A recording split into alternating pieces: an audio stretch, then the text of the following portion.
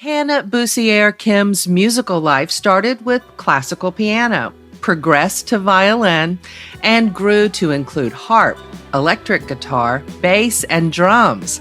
Now, the Korean-Canadian artist's music sounds like this.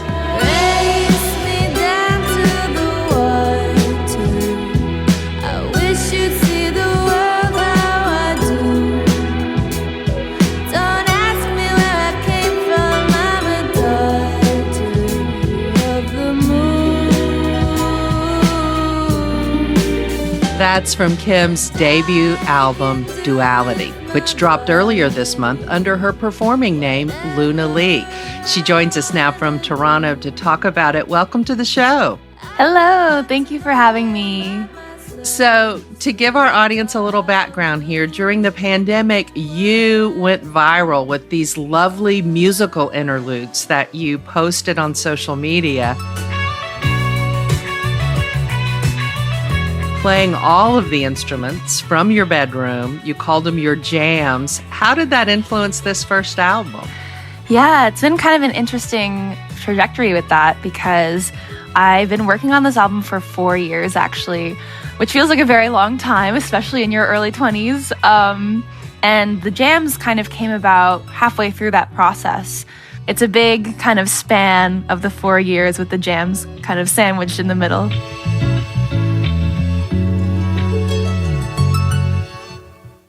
I really like the song Alone But Not Lonely. It takes you from this sort of lofty, bouncy open to this rocking guitar jam. Let's listen to a bit.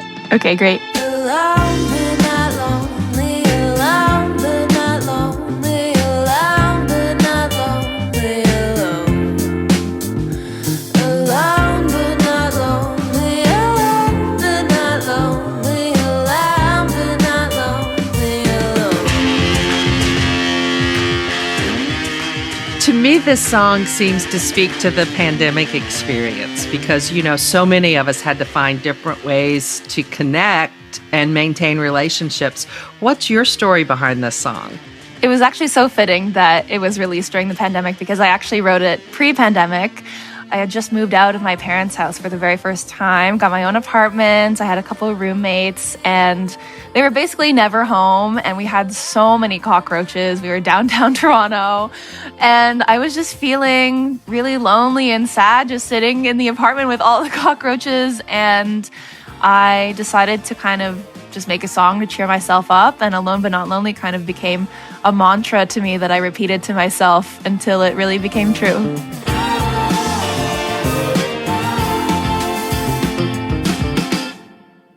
For a while, you were on your way to play violin in an orchestra. What finally pulled you away from that and more toward this dreamy pop sound that you formed? So after high school, I think, like everyone, I felt sort of the pressure to go to university. I ended up going to McGill in Montreal for violin. And we had this one class that basically every week we had a guest speaker, and they were each kind of in a different career path that you could take after doing the program. And I just remember sitting there week after week and thinking, I don't want to do any of these jobs.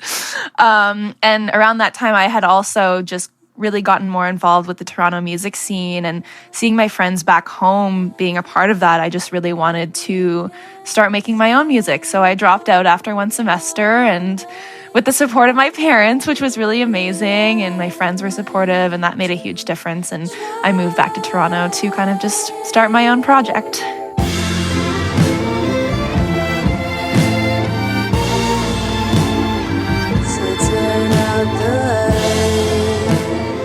Tell me how you came up with your first album's title, Duality. What does that mean to you?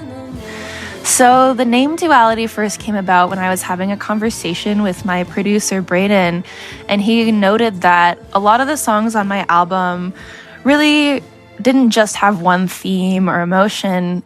If it was sad lyrics, there would be a happy melody, or if it was a happy song, there would still be some element of anxiety or uncertainty. And so I was doing a big brainstorm for album titles in my notebook, and the word duality came up. And as I was thinking about it more, I realized how much it really applied to my identity first of all, my musical identity with trying to blend my classical background with like these newfound rock and pop and R&B sounds that I was exploring, but also my heritage being half Korean and half Canadian. And so it just really, really felt like a fitting title, not just for the music, but also just for where I was at in life. Let's also talk a little bit about the moon. It's a theme that you come back to in your music. It's even part of your performance persona, Luna Li. Yes. It's on several tracks. Let's listen to the song Misery Moon. Misery moon, you knew I was a fool. What draws you to the moon? I've always just thought that the moon has a really special and powerful feminine energy. And that was just always something that felt so inspiring and magical to me, and kind of just undeniable that I wanted to have it be a really big part in my art. Every day, oh my. Growing up and, being part of the Toronto scene, I didn't really see a lot of women, and especially Asian women, performing. And so when I started out, I kind of made this point that I really wanted to be a big part of representation and working with more women and having more women play in my band and be seen on stage, which ties into the whole idea of feminine energy. Another song, Silver in the Rain, is a collaboration with the singer Biba Doobie.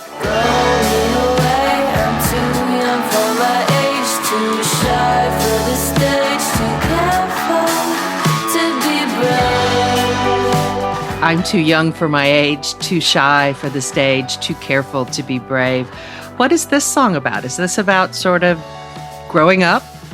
Yeah, it's about growing and my insecurities about myself and, wondering if I can be good enough to pursue this like craft and public persona in music. And I really created the name Luna Li in order to have something to step outside of myself. And Luna could be someone who was like more confident and more big on stage. And that really helped me with my stage presence whilst having these kind of insecurities about my own self.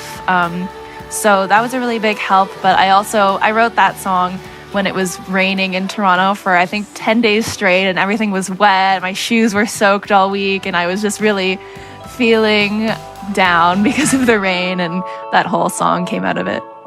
That's multi-instrumentalist and singer Luna Li. Her debut album, Duality, is out now. Thanks so much for being with us today. Thank you so much for having me.